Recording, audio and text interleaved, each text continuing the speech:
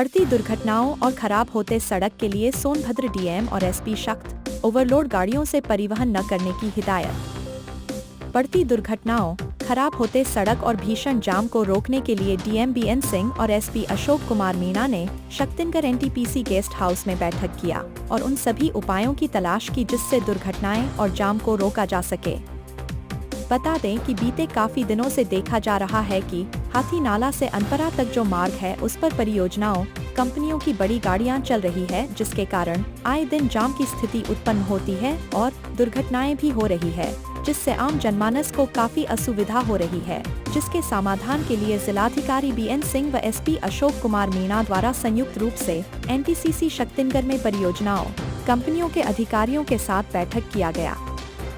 मामले में एसपी अशोक कुमार मीणा ने बताया कि परियोजनाओं, कंपनियों के अधिकारियों को यह निर्देश दिए गए कि परियोजना से निकलने वाली गाड़ियों को ओवरलोड न किया जाए, एक दिन में एक सीमित मात्रा में ही गाड़ियों को छोड़ा जाए, गाड़ियां सड़क पर न खड़ी हो, सभी परियोजनाएं, कंपनियां अपने अंदर अपनी गाड़ियों को खड़ी करने के लिए उचित प्रबंध करें, 7 वर्ष से अधिक पुरानी गाड़ियों को परिवहन में न लगाया जाए, जिससे कि दुर्घटना की संभावना कम हो सके।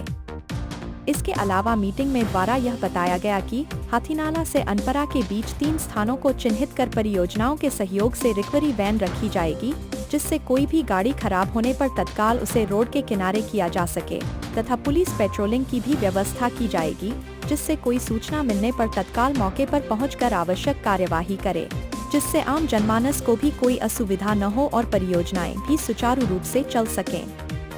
उद्देश्य ये था कि इस क्षेत्र में जो बड़ी गाड़ियां हैं परिवहन को उन्हें रेगुलेट करना, क्योंकि काफ़ी दिनों से देखा जा रहा है कि अनपरा से लेकर के हाथी नाला तक जो रास्ता है उस पर ट्रांसपोर्टर्स की बड़ी गाड़ियां चल रही हैं, जिसके नाते दुर्घटनाएं भी हो रही हैं और रोड जाम की स्थिति है। उसको कैसे रेगुलेट किया जाए, क्योंकि शक्तिनगर क्षेत्र में बड़ी बड़ी परियोजनाएं स्थापित हैं और उनके वाहन आने जाने से ये दिक्कतें हो रही हैं, तो उन्हें एक ऐसा समाधान, अस्थायी समाधान दिया जाए जिससे नागरिकों को भी सुविधा हो और परियोजनाएं भी अपनी गति से चल सकें, इसलिए ये प्रयास किया। सर, किन किन बिंदुओं पे बात हुई? देखिए, यहाँ से जो एस डाइक से गाड़ियाँ जाती हैं उनमें ओवरलोडिंग न की जाए, साथ ही उनको रेगुलेट किया जाए, एक दिन में एक सीमित मात्रा में ही गाड़ियाँ छोड़ी जाएं, गाड़ियाँ सड़क पे खड़ी न हों, सभी संस्थाएं अपने अंदर गाड़ियों को खड़ी रखने की व्यवस्था का प्रबंध करें।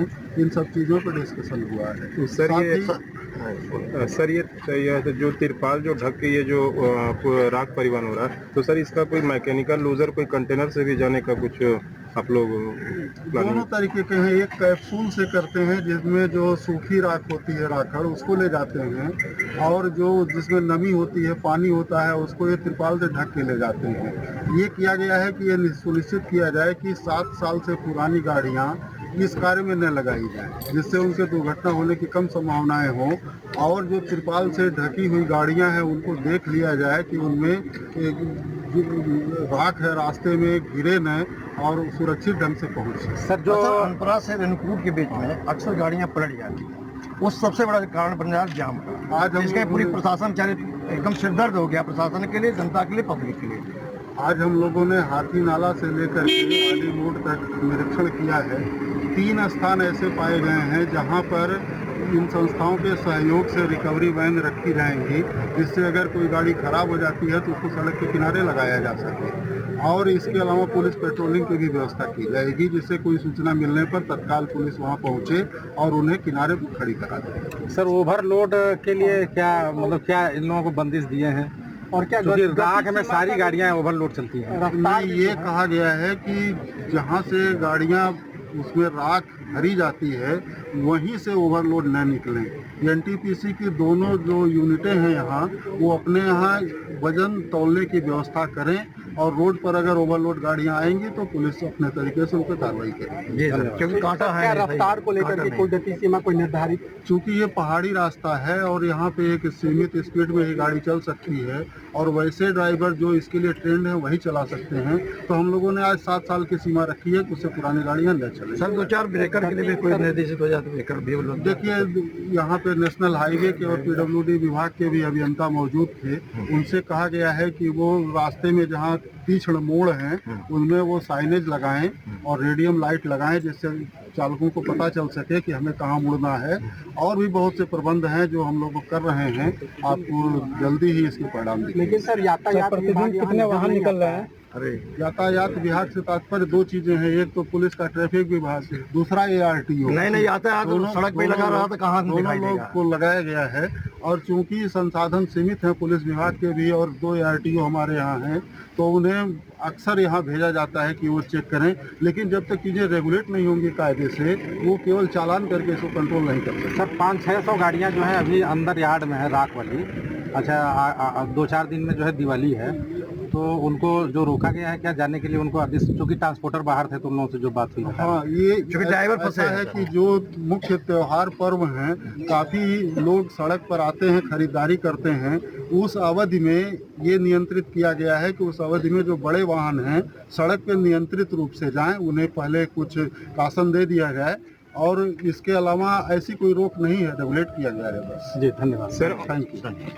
सर ये कह रहे थे कि एक इस तरह की गंभीर समस्या नहीं होती। देखिए ऐसा है कि आप जो बात कर रहे हैं वहाँ का जो रोड है वो थोड़े अलग हैं, हमारे यहाँ के रोड हैं वो थोड़े अलग हैं। यहाँ पर जो ब्रेकडाउन होता है वो घाटी है, चढ़ाई है, उसकी वजह से ब्रेकडाउन होते हैं। तो इसके लिए आज काफ़ी विस्तृत रूप से सभी जितने भी परियोजनाएं हैं उनके सीनियर अधिकारी भी यहाँ पे थे, जो विभाग हैं संबंधित वो भी यहाँ पे थे, RTO भी यहाँ पे थे, पुलिस विभाग से हैं ही, DM साहब स्वयं यहाँ पे हैं। तो आज हमने एक विस्तृत चर्चा की है और गाइडलाइन भी दी गई है, उनकी तरफ से फीडबैक मिले हैं और हमारी तरफ से बताया गया है। उसमें टाइम सेट किया गया है और अब ऐसी मीटिंग हर महीने हुआ करेगी बिल्कुल इस एरिया के लिए। तो निश्चित रूप से जितनी चीज़ें अभी बताई गई है आपको, तो उसके अगले 15 से 20 दिन में आपको चेंज भी दिखेंगे, परिवर्तन भी दिखेंगे। और ये इसीलिए है कि आम जनमानस को कोई दिक्कत ना हो और जो जितने भी यहाँ पे इंडस्ट्रियल काम चल रहे हैं और परियोजनाओं के जो काम चल रहे हैं उसमें भी कहीं बाधा ना हो, तो एक बैलेंस बनाकर काम करने की जरूरत है। तो उसी तरीके से आज सारी बातें करते हुए बताया गया है। तो मुझे लगता है कि आने वाले टाइम में जो समस्याएं हैं उनका समाधान होगा और चीज़ें और बेहतर होगी।